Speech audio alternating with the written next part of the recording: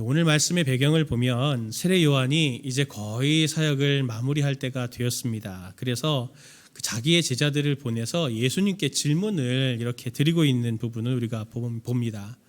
세례 요한이 예수님께 이런 질문을 하죠. 오실 그이가 당신입니까? 아니면 우리가 다른 이를 기다려야 합니까? 라고 이렇게 묻습니다. 세례 요한이 볼 때 예수님을 보면서 예수님의 사역을 보면서 뭔가 의문이 들었던 것이죠. 이 질문에 예수님은 이 대답 대신에 자신의 삶과 사역을 제자들에게 보여주고 본 것을 가지고 너희 스승에게 가서 이야기해라 라고 그렇게 이야기합니다. 22절 말씀을 보니까 예수께서 대답하여 이르시되 너희가 가서 보고 들은 것을 요한에게 알리되 맹인이 보며 못 걷는 사람이 걸으며 나병 환자가 깨끗함을 받으며 귀먹은 사람이 들으며 죽은 자가 살아나며 가난한 자에게 복음이 전파된다 하라 라고 말씀을 하십니다. 요한의 제자들이 그것을 다 보고 떠난 다음에 이제 예수님이 자기와 함께 이렇게 모여있는 무리들에게 이제 질문을 거꾸로도 던지십니다.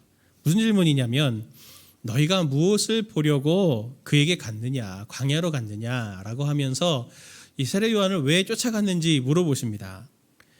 지금 예수님의 주변에는 사람들이 굉장히 많이 있거든요. 그 사람들을 가만히 놓고 보면 사실은 세례 요한이 훨씬 더 한 6개월 정도 먼저 사역을 시작했잖아요. 그러다 보니까 세례 요한이 광야에서 말씀을 전할 때 그들에게 막 몰려가서 그의 음성도 듣고 교훈도 받고 또 세례도 받았던 사람들이었습니다.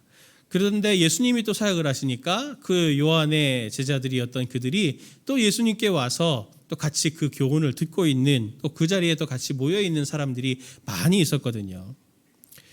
예수님과 세례 요한의 메시지가 다르지 않았습니다. 첫 메시지가 뭐였냐면 회개하라 천국이 가까웠느니라 라고 하는 이 메시지였습니다. 이 말씀을 듣고 사람들이 많이 유대인들이 세례 요한에게도 머물렀던 거죠.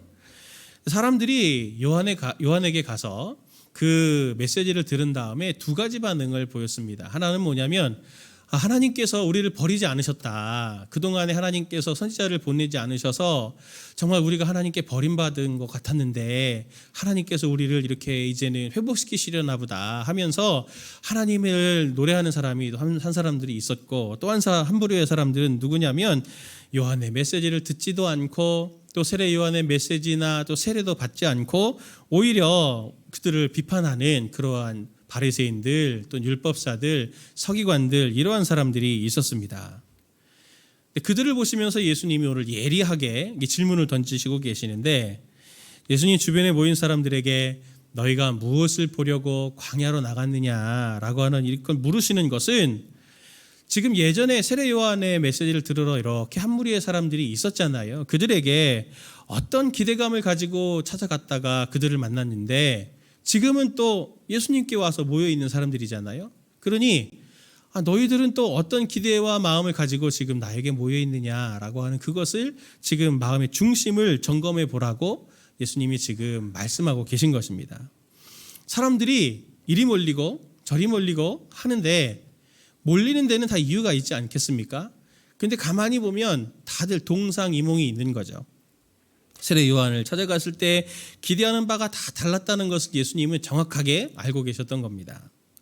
누가복음 7장 31절 32절의 말씀 보면 예수님이 이들의 모습을 보고 비유로 설명을 하시는 게 나오는데 세 번역의 말씀을 가지고 우리가 함께 좀 같이 보도록 하겠습니다. 같이 봅니다. 그러니 이 세대 사람을 무엇에 비길까? 그들은 무엇과 같은가? 그들은 마치 어린이들이 장터에 앉아서 서로 부르며 말하기를 우리가 너희에게 피리를 불어도 너희는 춤추지 않았고 우리가 애곡을 하여도 너희는 울지 않았다 하는 것과 같다. 아멘. 우리가 이 말씀을 대하면서 피리를 불면은 춤을 춰야지, 곡을 하면은 같이 울어야지 그렇게 반응을 하는 것으로 이해를 하지만 사실 원문의 뉘앙스는 조금 다릅니다. 이 사람들이 지금 어떤 사람들이라는 거냐면 예수님은 지금 너희들의 주특기가 있는데 그게 바로 불평하는 주특기다라고 하는 겁니다. 비유를 적용하면 지금 사람들이 이렇다는 거죠. 나는 지금 축제놀이를 시장에 앉아가지고 아이들이 시장에 보면 사람들이 많이 왕래하니까요. 이런 아이들도 있고 저런 아이들도 이렇게 오게 되는데 한 아이가 이제 나는 축제놀이를 하고 싶은 겁니다. 그러니 피리를 이렇게 쭉 불면은 아이들이 그걸 보면서 피리를 불면 같이 춤을 추고 막 이제 축제놀이를 해야 되는데 안 하는 거예요. 춤을 안 추니까 왜 쟤네들은 왜 춤을 추지 않아? 라고 불평하고, 또 시장에 또 한쪽에 앉아가지고 아이고 그걸 이렇게 하면은 장례식 놀이를 하려고 어른들 본 게 있어서 아이고 그걸 이렇게 하면은 사람들이 또 같이 와가지고 울어줘야 되는데 안 울어준다는 거예요. 쟤네들은 왜 안 울어? 이러면서 불평만 한다는 거죠. 이 비유를 그대로 좀 세례 요한과 예수님께 적용을 하면은 지금 우리가 축제놀이를 하고 싶어서 피리를 부는데 세례 요한이 춤을 추지 않는 겁니다. 내가 듣고 싶은 메시지를 전해주지 않는 거예요. 예수님도 마찬가지죠. 슬퍼하고 울어줘야 되는데 장단을 맞춰주지 않는다. 그러면서 불평불만을 한다는 지금 그 상황을 딱 예수님이 짚어주시는 거예요. 그래서 33절 34절 말씀 보면 예수님이 이렇게 말씀하십니다. 세례자 요한이 와서 빵도 먹지 않고 포도주도 마시지 않으니 너희가 말하기를 그는 귀신이 들렸다 하고, 인자는 와서 먹기도 하고 마시기도 하니 너희가 말하기를 보아라 저 사람은 마구 먹어대는 자요 포도주를 마시는 자요 세리와 죄인의 친구다 한다 하면서 지금 불평하고 있다. 이렇게 너희들이 지금 이 얘기를 하고 계시는 겁니다. 세례 요한을 오늘 묵상하면서 여러 생각이 들었습니다. 오늘이 딱 12주 저희가 되는 날이거든요. 분립한 지 주수로 따지면 딱 3개월이 됩니다. 진짜 금방 시간이 갔어요.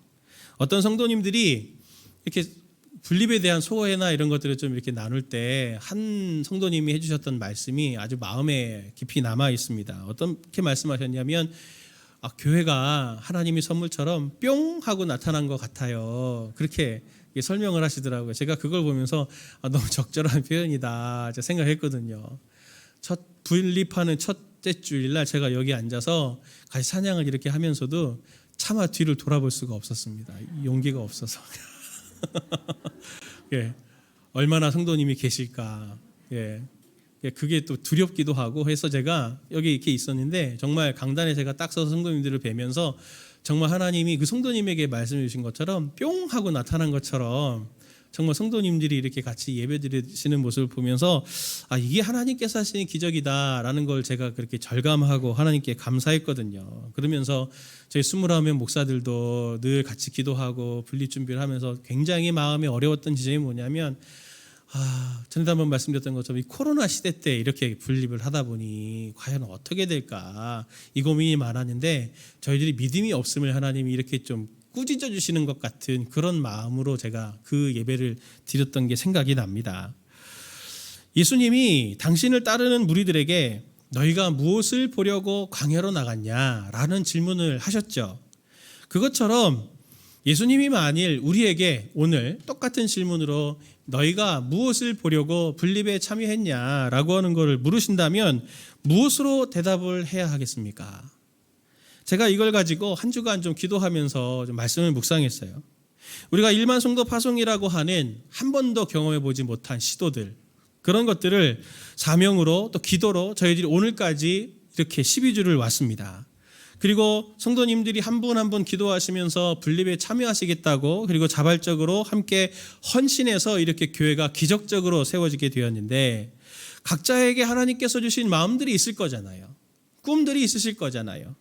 기대들이 있으실 텐데 지금 이 시점에서 우리가 다시 한번 그것들을 점검해보고 가지 않으면 안 되지 않을까 생각을 하게 된 겁니다. 예수님 당시의 유대인들처럼 이렇게 자기들이 본인이 원하는 것들을 가지고 왔는데 나중에는 피리를 불어도 춤추지 않고 내가 곡을 해도 울지를 않아 라고 하면서 빠졌던 그 함정들처럼, 불평하는 그 유대인들이 빠졌던 함정처럼 저희들도 그런 함정에 빠지게 된다면 정말 얼마나 안타까운 일이겠습니까? 하나님 보시기에 그게 정말 속상한 일일 것 같아요. 저도 담임 목사로서 그러한 부분들을 기도하면서 하나님 이러한 일이 절대 생기지 않아야 되겠는데 하나님 우리에게 어떤 말씀을 주시겠습니까? 하면서 제가 기도하면서 오늘 이 말씀을 사실 준비를 한 것입니다. 오늘 이 자리에 있는 성도님들께도 세례 요한과 예수님의 말씀을 통해서 하나님의 인도하심이 있는 그러한 성도님들 되시기를 축원을 드립니다. 하나님께서 우리에게 주신 사명을 좀 잘 이뤄내기 위해서 두 가지 제안을 드리고 싶은데 그것이 무엇이냐면 첫 번째는 더욱더 성도되고 더욱더 교회가 되시는 우리 성도님들 되셨으면 좋겠습니다. 누가복음 3장을 보면 예수님께서 세례 요한이 베푸는 회개의 세례를 받으려고 사람들이 막 모이는 것을 봅니다. 근데 요한이 그들에게서 어떻게 얘기하는지 아십니까? 3장 7절 8절 말씀 보면 이렇게 얘기합니다. 독사의 자식들아, 누가 너희에게 일러 장차 올 진노를 피하라 하더냐. 그러므로 회개에 합당한 열매를 맺고 속으로 아브라함이 우리의 조상이라 말하지 말라. 내가 너희에게 이르노니 하나님이 능히 이 돌들로도 아브라함의 자손이 되게 하시리라. 아니, 말씀을 들으러 왔으면은 좀 따뜻하게도 해주고 격려도 해주고 위로도 해주고 잘 왔다 이렇게 해야 될 텐데 첫 마디가 독사의 자식들아입니다. 독사의 자식들아. 이건 사실 유대인들의 말에 있어서는 우리나라에 이렇게 쌍시옷 들어가는 거의 그 정도 말이거든요. 너무 험악한 얘기를 하고 있는 겁니다. 그러면서 회개에 합당한 열매를 맺어라. 회개에 합당한 열매를 맺어라. 라고 그렇게 지금 외치고 있거든요. 이 세례 요한이 어떻게 보면 무례하기도 하고 추상 같은 이러한 선포를 듣고 여기 세 가지 부류의 사람들이 반응을 보이는 것을 3장 보면 볼 수 있습니다. 세리, 그리고 군인, 그리고 또 한 부류는 무리들인데 그들이 공통적으로 세례 요한에게 묻고 있는 게 있어요. 회개에 합당한 열매를 맺어라 라고 할 때 이 세 부류의 사람들이 이렇게 묻습니다. 우리가 무엇을 해야 됩니까? 우리가 무엇을 해야 됩니까? 회개에 합당한 열매를 맺는다는 게 무엇을 말하는 겁니까? 라고 말할 때 이 세례 요한이 이렇게 말하죠. 무리들에게는 옷이 두 벌 있는 사람이 있냐? 그러면 그 옷을 없는 사람에게 나눠줘라. 예, 많이 나눠줘야 되겠네요. 저희들은 예, 두 벌 이상 있잖아요. 그렇죠? 예, 세리에게는 부과된 것 외에는 더 거두지 마라. 그리고 군인들에게는 사람에게 강탈하지 말고, 그리고 고소하지 말고, 거짓으로 고발하지 말고 너희가 급료를 받고 있지 않느냐, 그럼 그것으로 만족해라 라고 그렇게 말합니다. 회개에 합당한 열매 맺는 것, 세례 요한이 우리에게 막 특별한 것을 지금 이렇게 얘기하는 것은 아니잖아요. 회개해라, 말씀을 묵상해라, 40일 금식 기도를 해라, 막 그렇게 새벽 예배를 계속 나와라, 막 그렇게 종교적인 것들을 얘기하는 것이 아니라 바로 오늘 우리가 일상을 살아가는 삶에서 너무나 당연하고 또 습관적으로 죄성에 이끌려갔던 삶들을 중지를 하고 하나님이 말씀하시는 일상적인 정상적인 삶을, 말씀이 원하는 삶을 삶 속에 회복을 해라 라고 하는 것을 지금 요청하고 있는 겁니다. 말씀대로 삶이 교정되라, 그것을 지금 이야기하고 있는 거예요.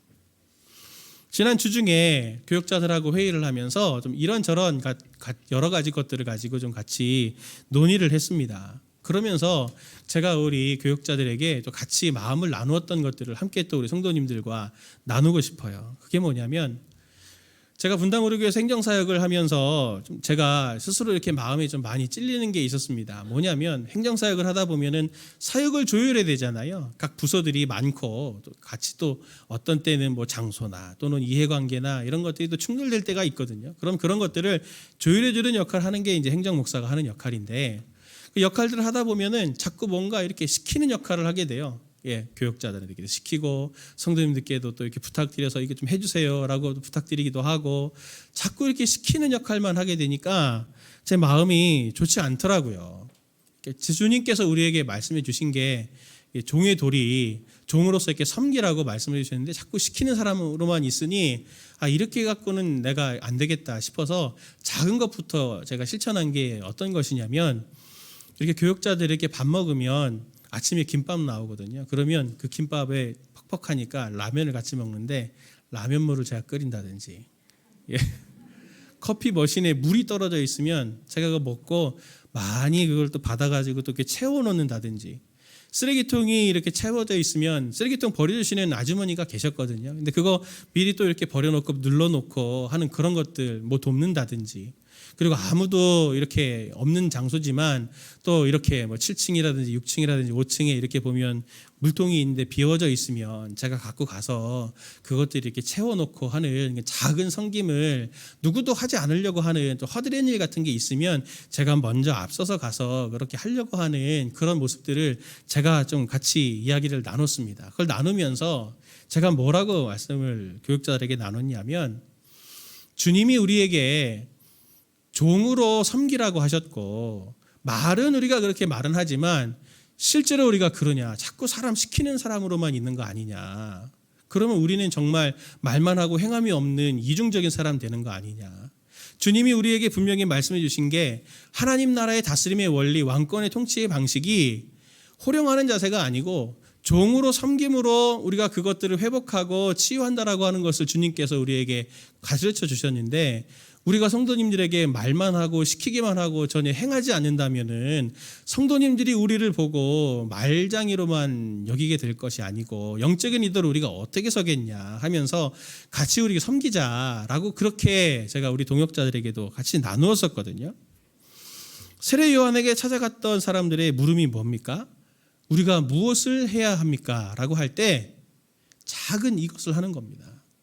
그렇게 디테일하게 성도님들을 위해서 섬기는 그 섬김을 통해서 성도님들이 어떻게 살아야 되는가라고 하는 것들을 함께 배우게 되고, 그렇게 함께 주차봉사도 하고 때로는 여러 안내봉사도 하고 하면서 성도님들에게 어떤 것이 옳다라고 하는 것을 먼저 앞서서 보여주는 영적인 리더의 모습이 바로 대단한 것이 아니고, 설교 한 편 잘해서가 아니고, 쓰레기통 한번 비워주는 거, 커피 머신에 물 채워 넣는 거, 라면물 한번 먼저 끓이는 거, 그런 거 하는 거로부터 먼저 거기에 그 마음들이 전달되고 구현이 되는 게 바로 하나님의 나라 원리가 아닙니까?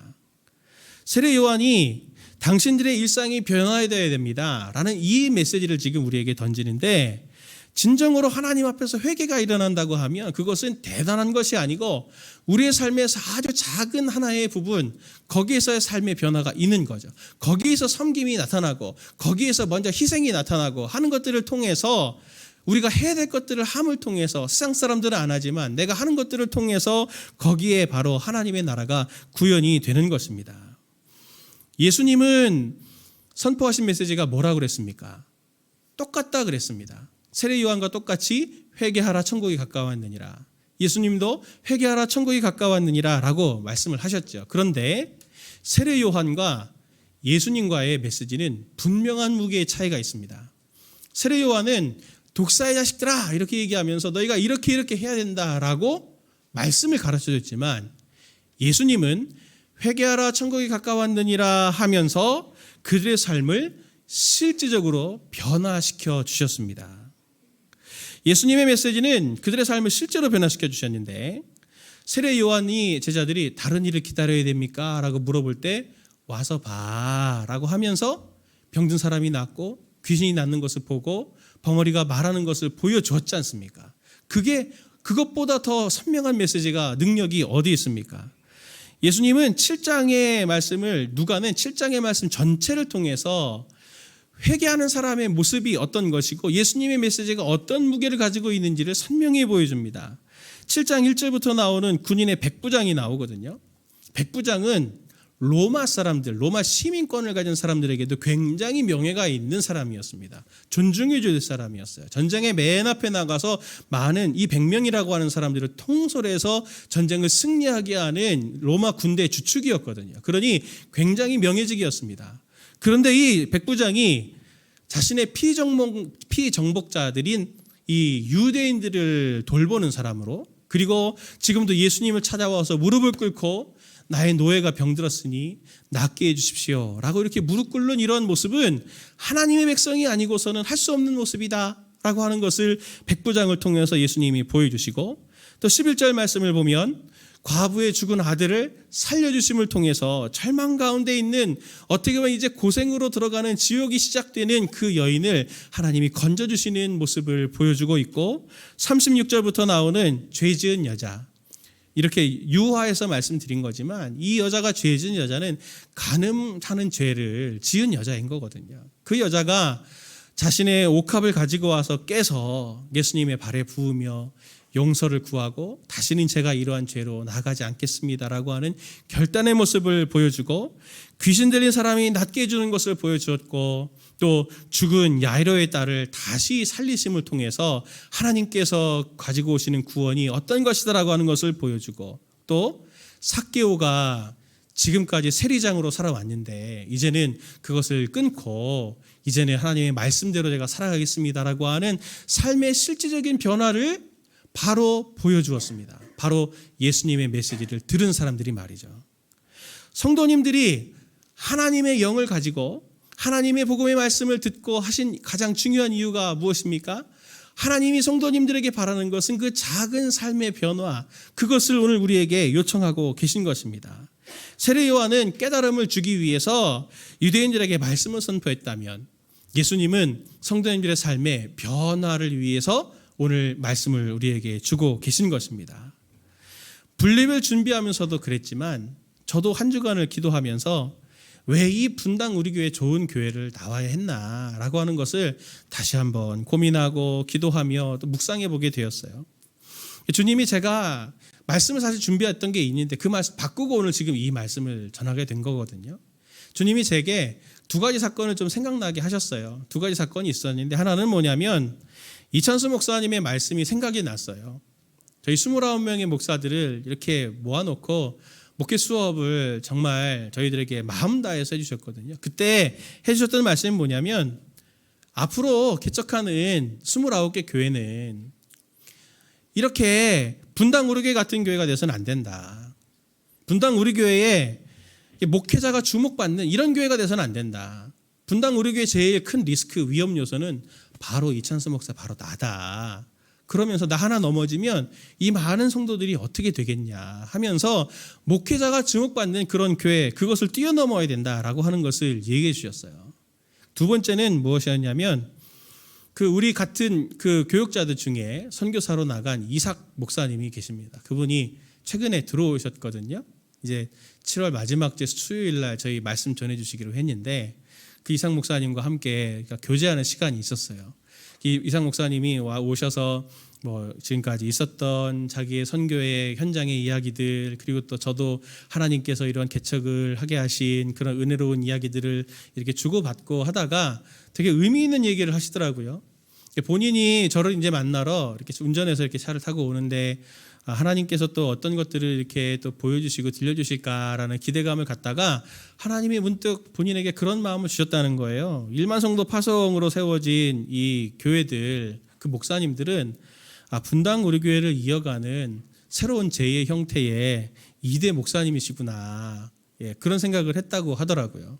그러니까 좋은 전통들을 또 이어가고 더 그것을 발전시켜 나가야 될 것들을 또 저희에게 이렇게 교훈해주는 메시지로 저는 그 말씀을 들었습니다. 제가 이 말씀을 듣고 생각하면서 기대와 소망이 생겼어요. 더 강해졌어요. 꿈꾸는 게 더 깊어졌습니다. 교회가 원래 무엇이었는가? 성도들의 모임이라고 말씀드렸잖아요.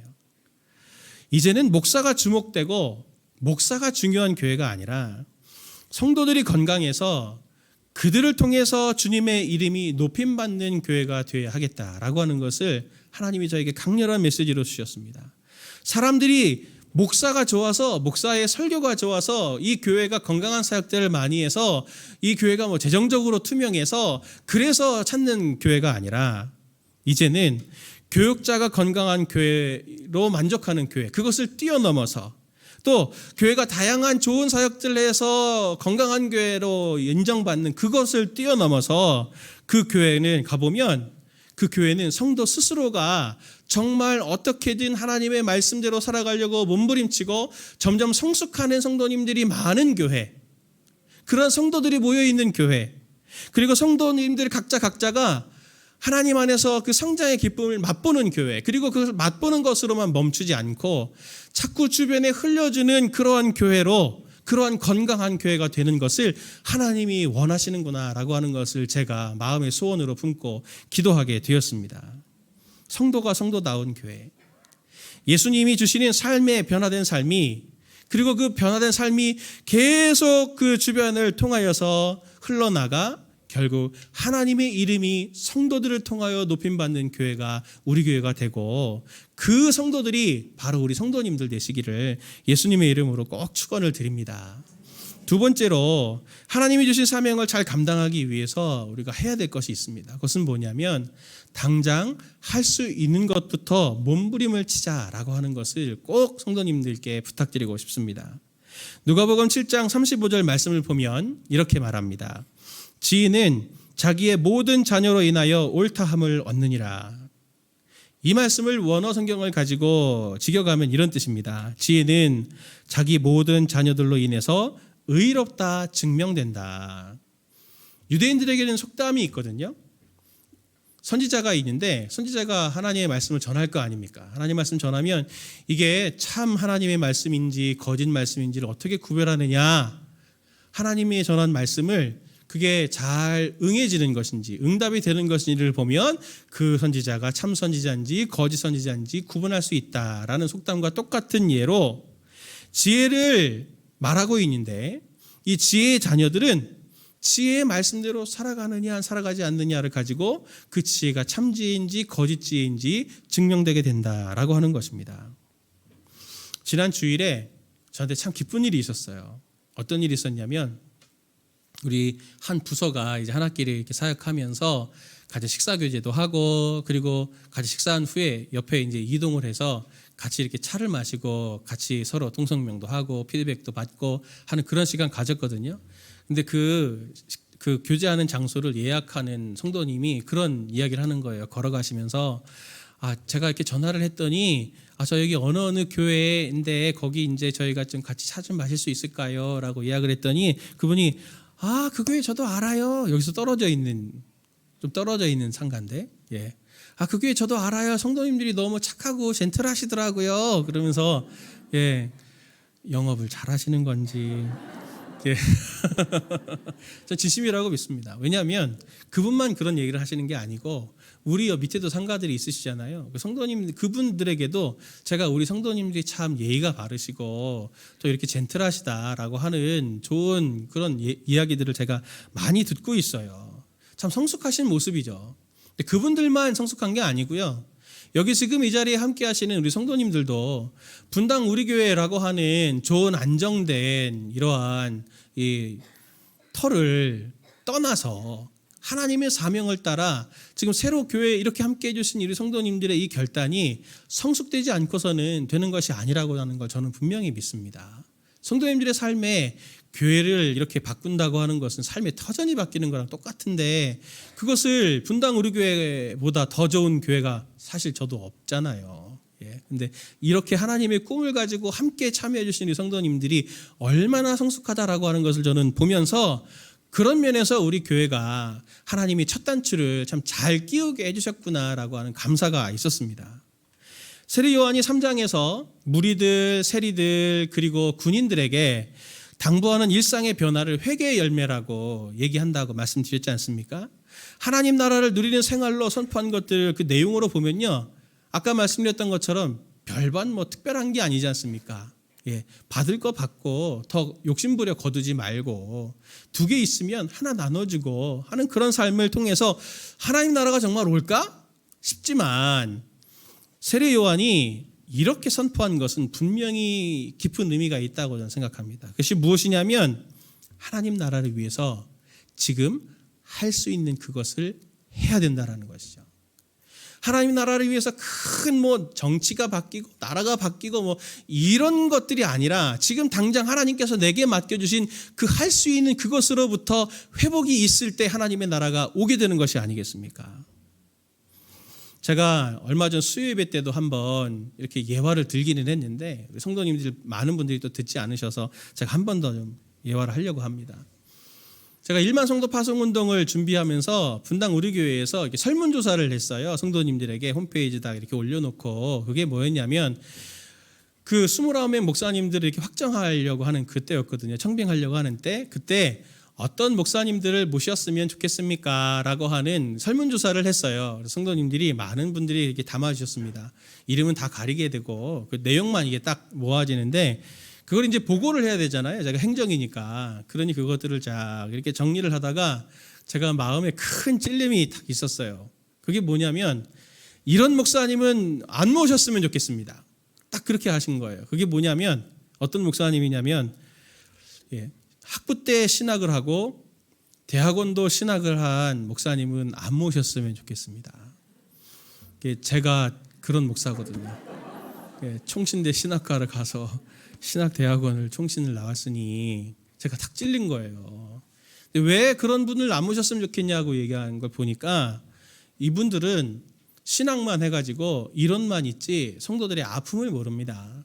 일상의 아픔을 모르고 눈물을 모르기 때문에 성도들의 이 마음을 만져주기 어려우신 분들일 것 같아요. 그러면서 그런 분들은 안 모셨으면 좋겠습니다.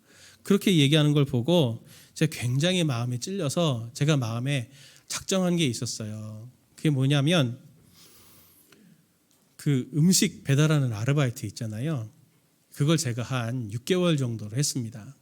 매일매일은 아니어도 사역이 끝나고 저녁 시간이 남으면 제가 그때 시간을 내서 이렇게 앱을 켜가지고 하나씩 둘씩 셋씩 갖다 드리고 월요일 날 이렇게 쉬는 날 그런 때 또 제가 나와서 같이 이렇게 우리 성도님들 가정에 많이 배달을 해드렸답니다.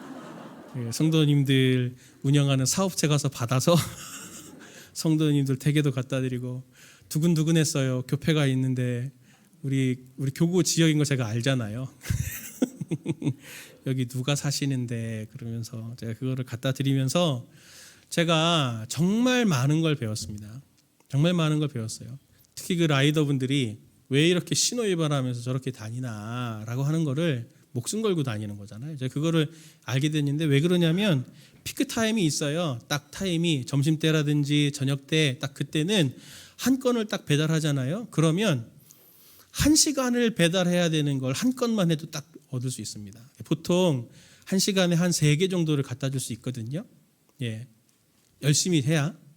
근데 그거를 1시간에 3개 해봤다고 생각해 보세요. 그러면 3시간을 버는 거잖아요. 그러니 그분들이 그 시간을 맞추기 위해서 막 그렇게 바쁘게 돌아다니는 거예요. 어떻게 보면 몇천 원 차이인데 그 몇천 원에 삶을 걸어야 될 만큼 그분들의 사정이 이렇게 느껴지더라고요.